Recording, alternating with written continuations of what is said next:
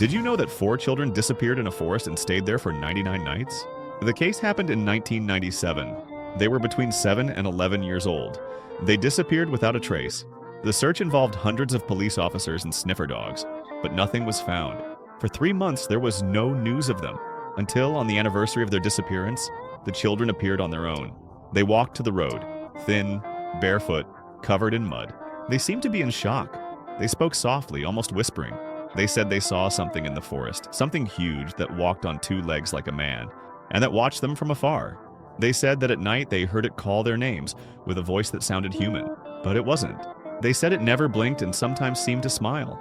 The doctor said the children were physically fine, but they were no longer the same. Some still wake up screaming to this day. No one knows what really happened there. But if you go into that forest and hear footsteps behind you, pray that you don't see glowing eyes watching you in the dark, and that you don't hear a voice calling you, because it could be him. And you might not come back. In the 1970s, a man from Australia discovered an old doll beneath the floor of an abandoned house. It had glass eyes, realistic human hair, and a face carved from wood. Too detailed, too lifelike. He took it home thinking it was just an antique, but something felt off. That night, he'd left the doll in his car.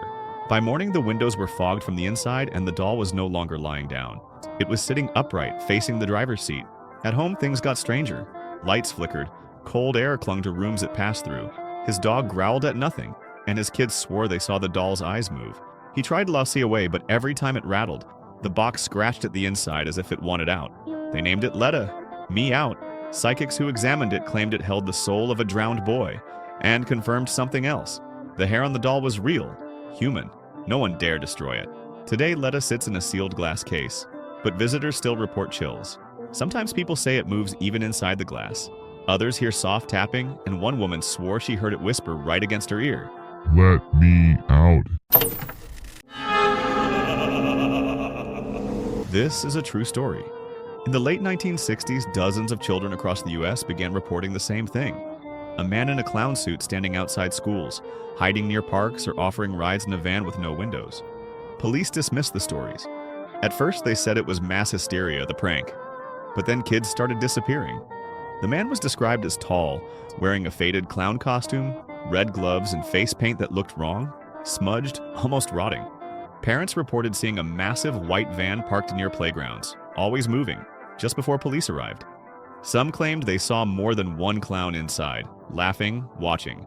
Newspapers refused to print the story. No official reports were released.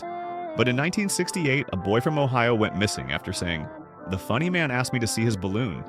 They never found the child.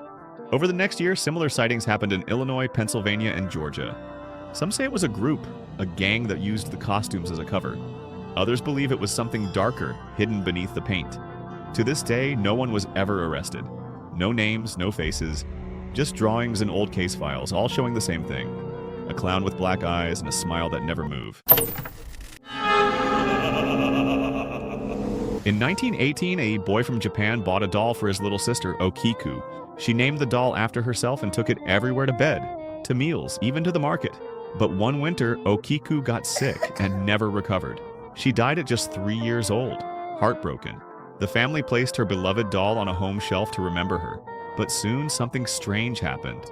The doll's hair, originally cut short, began to grow. At first, it reached the shoulders, then the waist. They trimmed it, but it kept growing.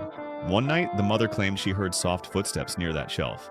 Another time, the lights flickered when someone tried to move the doll. The family became convinced their daughter's spirit was inside it. Eventually, they entrusted it to Menenji Temple, where monks agreed to take care for it. Visitors began reporting odd chills. Some visitors say the doll changes when no one's looking. Others claim they heard it breathing or hearing someone whisper their name when alone. And the hair still grows. Even now, over 100 years later, the monks say they still trim it. And last year, one of them swore it smiled, with its eyes still wide open.